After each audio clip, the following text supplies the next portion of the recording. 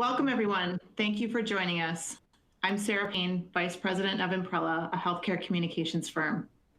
I've been sitting down with Payne leaders to get some perspective on the impact COVID-19 will have on health insurance. Today, I'm with Payne CEO, Tony Miller. Great to see you, Tony. Hi, Sarah. Great to see you again.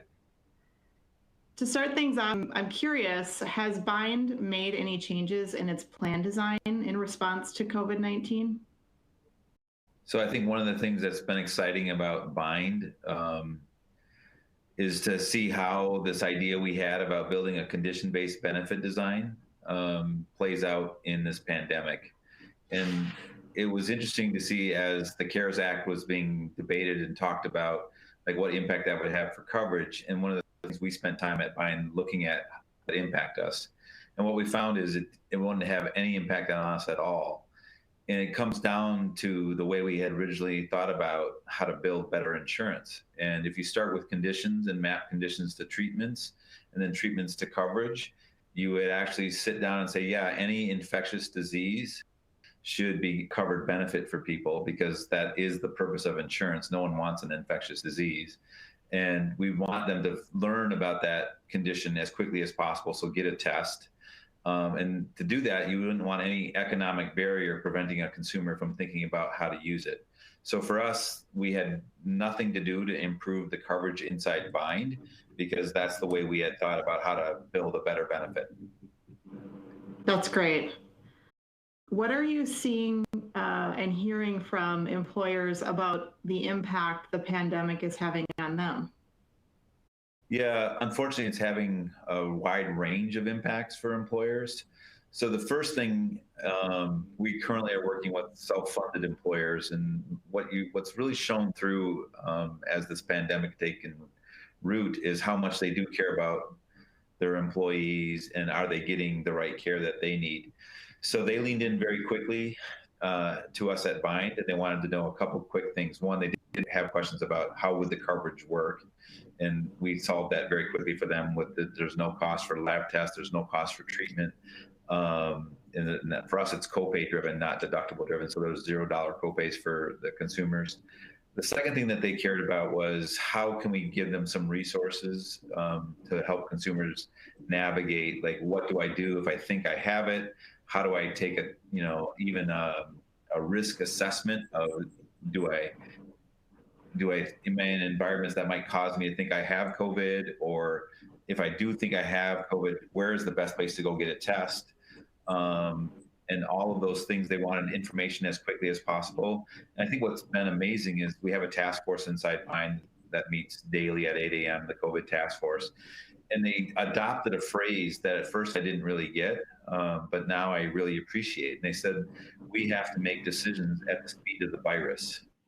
And if you think about how important that really was to actually start thinking about decisions that affect employers and plan sponsors about how coverage works, how communication needs to happen to their employees, and then how employees, once they receive that communication, how do they then use Bind's resources to navigate what to do next? And so we had to move at the speed of the virus because everyone got very concerned quickly about, what do I do if I think I've got it? What do I do to protect myself so I don't get it? And that team has done a really good job building all of those resources and has made that available to everybody at the yourbind.com site. Yeah, that's great. And we were talking about, really moving at the speed of the virus of, the fact that, people have access to the plan right here in the palm of their hand. I mean, that certainly is powerful and very, very empowering. Yeah, I want to riff on that for a second. So the one thing that COVID is showing us right now, I think, is the power of the phone for everyone. So one thing that's happening, even think about what's happening from a utilization perspective that we're seeing as a plan, is the demand for telehealth and virtual visits is, up 3, 4, 5x compared to pre-COVID rates, while the demand for traditional care is dropping precipitously because people don't want to enter the U.S. healthcare system right now for fears of that's a place where I could contract COVID. But I can't contract COVID if I'm using a telehealth visit and I'm getting the information I need, and I get to do that from the security of my shelter in place and I'm still getting all the clinical information I really want, and I'm getting this, the care I might need to make that work. So I do think what is going to become a permanent part of the landscape that COVID is teaching the healthcare system is telehealth and virtual visits are going to be an important part of a better form of delivering care and information to consumers. Yeah, I agree with you on that one. Do you think that COVID creates a stronger sense of urgency for new insurance design? Oh, I think it absolutely is going to, it's going to force an examination of why has insurance design not improved in 50 years? So if you think about one of the things that I've been most concerned about as this pandemic is taken root is this idea that I have to have Congress pass an act that says, is coverage at $0? And that's because of the way we defined high deductible plans in CDHP. You couldn't put services below the deductible except for what could be defined as a preventive care visit. And trying to legislate and regulate plan design can't move at the speed of what's going to happen in medicine, especially as digital health takes over. And so we really do need a reformation of insurance design, and that reformation needs to be condition-based. And everything needs to start with a condition-based view of how should we build a smarter coverage, and then how does that smarter coverage get utilized in what is a very variable healthcare system. And so what we talk about is how you then map that condition-based approach to the treatment paths that actually give you the right services at the right time to improve your conditions. And then you take those optimal treatment paths and you have to combine that with practice patterns, like how do the actual care systems really deliver care? And then you have this coverage that becomes very intuitive about how to find what I need, where I need, and who do I get that from? And you should do all of that with transparency for the consumer. If you want transparency for the consumer, you can't use deductibles and you can't use coinsurance, because those things don't allow the transparent view for a consumer about how do I find what I need when I need it. And that is how we use the healthcare system, and we need that to actually happen now for consumers. So the crux of this is essentially you are helping people navigate under these specific conditions to find more efficient care in a way that they are unable to do today. Yeah. So, when we started thinking about this new insurance idea, we actually did go talk to consumers, and we'd ask them, how do you use the system? And they were always talking about, well, I really have a condition, and I wish someone could tell me how I could better manage my type 1 diabetes, or I wish someone could tell me how to manage my hypertension better. They didn't start with saying, I wish I knew what the performance of my doctor was, or, am I at the right hospital? And even from a policy perspective, we always start with that question, are we using the right hospital or the right doctor? Really what we should be starting from a policy and design question is, do we have the right treatments for a condition? And then the reality is medical practice is very heterogeneous, and it has different patterns and different approaches across delivery systems in the same market with different outcomes and different results for consumers. And that's really what consumers should see, is not what's the difference between, health system A versus health system B. It's really what's the difference between, a treatment for type 1 diabetes that involves this level of insulin, this level of, hypertension management versus someone else's approach. And once you show that to consumers, they actually gravitate to solving, their conditions with more effective treatments. And then all they do is they change where they're sourcing it from. And that's really the last step, not the first step. And I think insurance today makes the sourcing the first step, and you still don't know what you're getting. But by showing people what they need and what's going to help them get better faster, they actually source more efficiently and effectively in a buying plan. Interesting. I love this reflection on sort of what's working and what's not. And, I'm wondering how should we use this time, this period of time that we're in right now, Tony, to be intentional and reflective on the change that's needed within employer-sponsored health plans? What do we want to keep, and what should we leave behind? Yeah, that's a great way to just what I would say, put a view on what we're all getting time to do right now is to be reflective. And I think as we've been sitting here thinking about what this pandemic has done in terms of just changing almost daily in terms of how we think about things, there's a couple things that I think come to the top about what we need to change. So I'm gonna start with what things we need to throw away. There's no doubt, and this connects to the previous conversation we were having, that having insurance design built at a what I call a legislative level can't keep up with the pace of medicine. And having this concept of defining that, an account-based plan has to have a high deductible plan is a really bad idea. So deductibles need to go away, period. And they need to go away for really two reasons. One, the first reason is deductibles, they combine all of our health conditions together in one big bucket. So my type 1 diabetes is mixed with my need for my kids, primary care visits. And it's also combined with maybe I have a musculoskeletal issue. And each of those separate issues should have a different of how me as a consumer should be faced with cost sharing based on the choices I make, not as one big lump sum. And so that's the first thing, is it just mixes all the conditions together and it doesn't give us precision around how to help consumers make better decisions.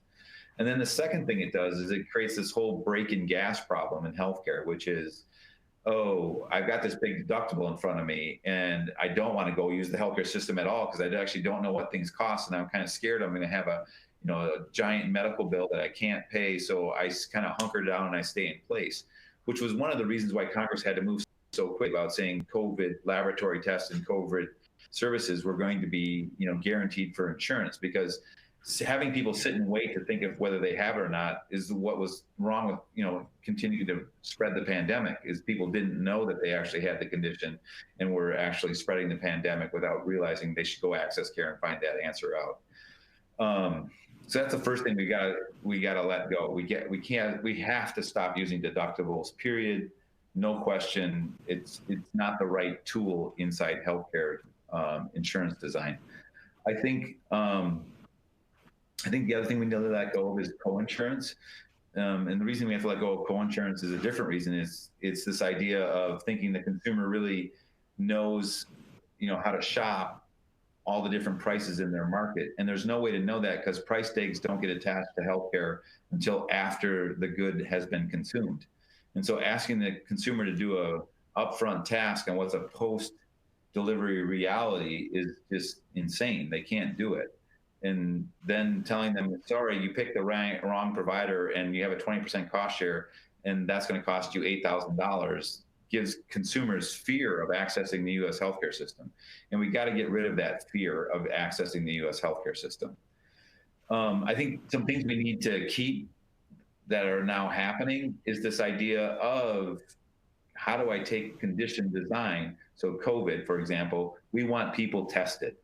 And people want to be tested, right? Now, unfortunately, in this country, we're still woefully behind in the testing capability, but that is something that would have clearly come out very quickly with people, which is, yeah, this disease is, potentially fatal, and the fatality rate is higher than, some other conditions that we normally deal with, and I really am concerned about that. I should go get my test to make sure I'm not, pushing that disease to my loved ones.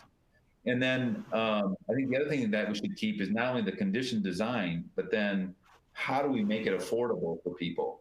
And the only way for us to make things affordable for people is to do what we've done in buying, which is you take what we call the subsidization. We're all buying each other's healthcare. But what we have to do is not treat things equal.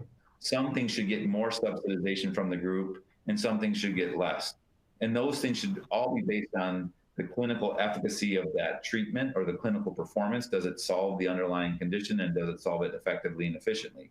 And as it does, those things should start to get more subsidization. And when they get more subsidization in the insurance plan, what that manifests for a consumer is something that looks like it's free, which is why our COVID tests were free, because we know that ultimately to the entire risk pool is the most efficient and affordable thing to do. So you should do that as a way so that we don't have a barrier for people to get the care they need. And that whole concept about how do we actually change the incentive structure for how to make sure the pool is buying care efficiently, effectively, is something we need to keep, and it has to be added into every insurance design. So leave deductibles behind, leave co-insurance behind.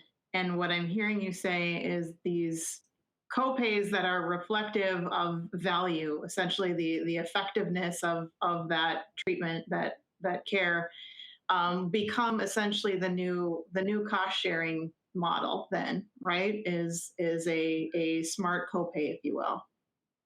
Yeah, and that's exactly right. So I actually don't. The only reason I don't use copay as much as maybe my colleagues do is if you go talk to consumers, and consumers don't know these terms very well, deductible, coinsurance, copays.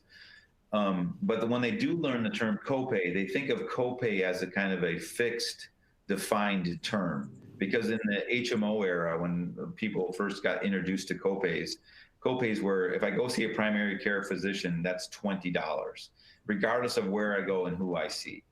And that's not what Bind has done. What Bind has done is said, well, every service is going to receive a different level of subsidization, at what we call actuarial support. Whether it's good or bad, it's going to receive some. And so instead of thinking of it as copays, think of it as price tags. So everything in a Bind plan has a price tag. And what I mean by that is, so let's say I wanted to get, I've got the sniffles, and we're not in the middle of a pandemic, and I decide that I got the sniffles and I want to go to the emergency room to get tested. Well, the reality is that's probably not what you should do. You should try a virtual visit first, and they can actually use all the clinical algorithms to triage you about whether that sniffle, is something maybe more concerning, and then you should go access somewhere else. Or maybe you should start with a convenience care visit or a primary care visit. And then what happens in a Bind plan, we take that condition and we map it to that service, and the price tags change depend on where you're going for that condition service. So if you go to the ER room for the sniffles, it's going to cost you $500. But if you go to the virtual visit, it's going to be free. You can get that for free. And then what we're teaching people is there's a smart and intelligent way to use the clinical resources in our market so that we are all using the healthcare system correctly. And I think one thing that's been exposed in this entire COVID pandemic is the reality of how fragile the U.S. delivery system really is. I think that's probably shocking to people to see just how much rancor there is right now about, like, where are the ventilators going? Who's getting that? Who's getting masks? Who's not getting masks? Where do we need to increase ICU beds, and where do we have to send a ship into a harbor so that we can deal with the demand? And I think for me, and I've been in this industry for, my entire career, it's shocking to see how fragile we really are. And when you actually look at the numbers, I mean, today I think we're somewhere around 400,000 cases in the US. So we're at 0.01% of our population is infected with this condition, at least tested wise anyway. And yet that's brought the entire system to its knees. And I think what we all have to do is say, wait a minute, that's not okay anymore. Like, this is a good that us as a community want to see be able to handle these kinds of situations at a much more capable and fluid way. And for me, when I've been thinking about this fragility, and it connects to this design, is why has that occurred? Why is the fragility in the system? And it really comes back to the way we set value, what we call clinical value in the system. And that's really fundamentally flawed, which says the more intense a service is, or the more we do for someone, then that becomes more valuable. It gets more reimbursement. It gets more economic value. And, if you take that to the extreme in a COVID case, intubating someone and putting them on a ventilator is the highest intensity of delivering the care to somebody. But none of us would want that, right? Every one of us would say, no, how do I get the services in advance of me ending up in a situation where you have to give me that solution to try to keep me alive? So to me, this fragility is something that we have to solve And the only way to do that is to start changing the clinical subsidization for services that really do things really, really well, like primary care visits, like testing, so that people can consume services appropriately. Yeah, such a great point.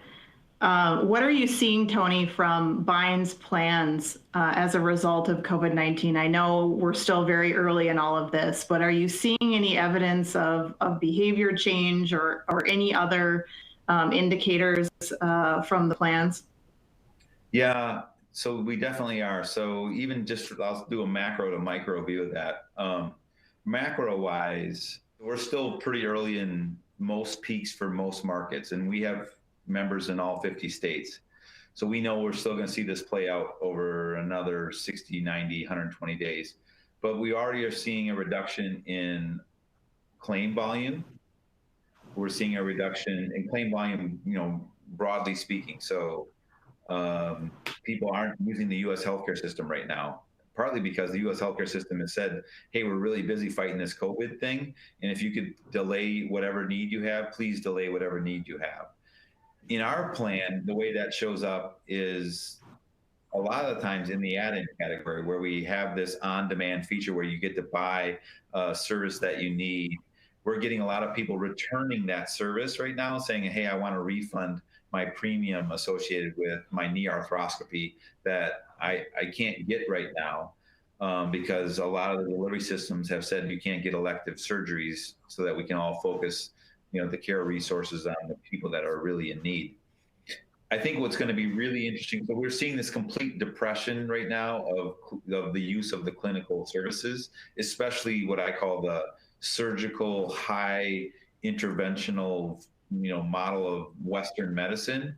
We're seeing an increase in the virtual visits, in the convenience visits, in drug prescription use, like all that stuff's either staying the same or increasing. And I think that's good. We want people to, people still need their insulin, people still need their asthma medications, and they're getting those things. But what we're not seeing is that kind of, high intensity, high interventional version of Western medicine. So what we think is going to happen long term, what we're hoping is, if you think about the premise of Payne's plan, a lot of the things that are then in this additional insurance bucket have solutions that are in their core benefit plan. And what we're hoping is they're going to consume some of those services first. And then what we're going to see is not just that people returning them, but they actually realize they don't need to buy them anymore. And so there are a ton of things where even rest and time are a way to solve some underlying conditions. And I think what will be really interesting, globally speaking, not just in Payne, but for the entire industry, is as we've taken this pause, do those services come back and it was just a balloon and we all waited to see that demand come back? Or does that demand actually decrease and we don't see the same use pattern from consumers? And people have written about this for a decade now, about the US healthcare system, and they would tell you we are over subscribing and over delivering care for consumers. And COVID has forced this pause, and now we're really going to see this play out, not just in theoretical papers or little one-off studies. We're going to see it as a study on the entire nation. Does it actually change the way we use the U.S. healthcare system? And I think it's going to show us that we do. And I think there is going to be a permanent change that people have about, how do I want my system to work for me as a consumer? You're right. There's going to be a wake-up call on so many levels, for sure. And we're all going to need to own our part in that, but also for people to have tools available to them to make some of these changes possible, I think is going to be important too. So tell me about how Payne really presents a solution for employers right now. And as you've said, helping their employees essentially buy healthcare better. Yeah, so I think, to me, one of the most important things about Payne right now is we've had 2 years now of running this benefit plan for employers, and we're seeing the results of that benefit plan. So ignore all the theory and ignore all the, what people might call the marketing pitch around on-demand health insurance. But let's actually look at the results. And the results are, simply amazing. So we've got every plan sponsor saving money. We have some plan sponsors, Medtronic, who's public about we've saved compared to the budget we had built for buying, and having webinars about that they're explaining, like, why is that occurring in Medtronic's benefit plan. And I think what's way more important than the employers saving money, because I know the employers care about this too, is they didn't save money by shifting costs or putting avoided care onto consumers. And so when you take that savings and then you look at the consumer level, a couple things pop out. One, our utilization statistics on drugs are almost twice the penetration norm of a traditional plan. So almost twice the population is using our pharmacy benefit compared to a traditional plan, because they see it as a very affordable copay, and they're like, yeah, I want to get and consume my drugs. I think the second thing that is really exciting is you look at our total out-of-pocket costs for buying. Only 0.5% of our membership ever touched the out-of-pocket max in their benefit plan.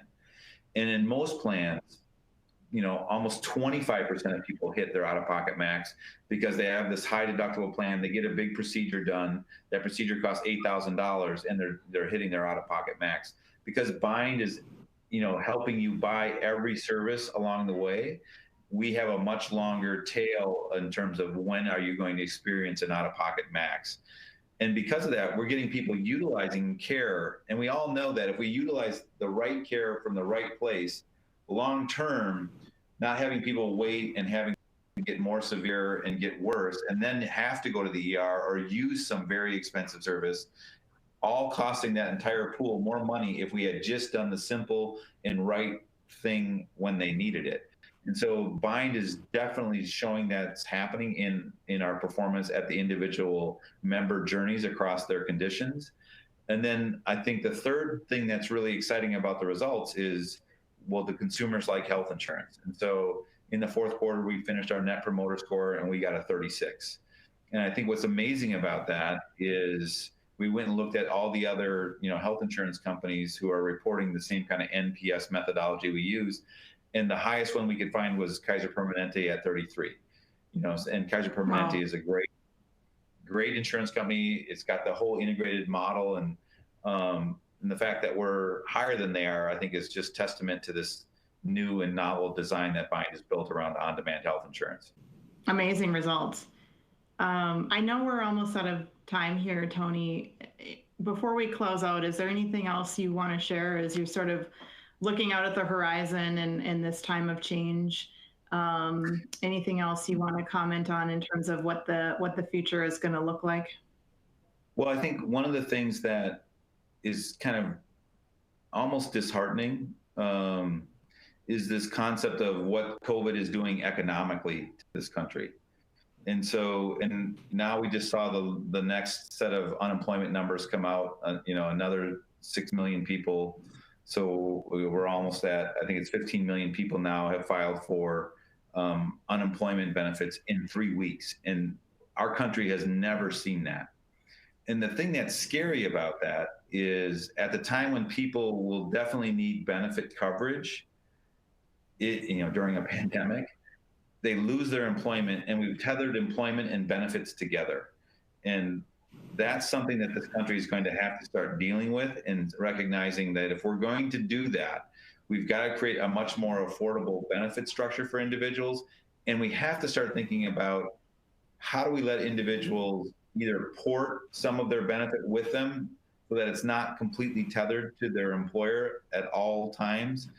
And then also, how do we get the individual ACA market exchanges getting more affordable benefit product in them, so that if I get pushed into this unemployment reality, I don't have to pay a $7,000 premium to get a $6,000 deductible plan. So then I'm really out $13,000 before I can actually use the U.S. healthcare system.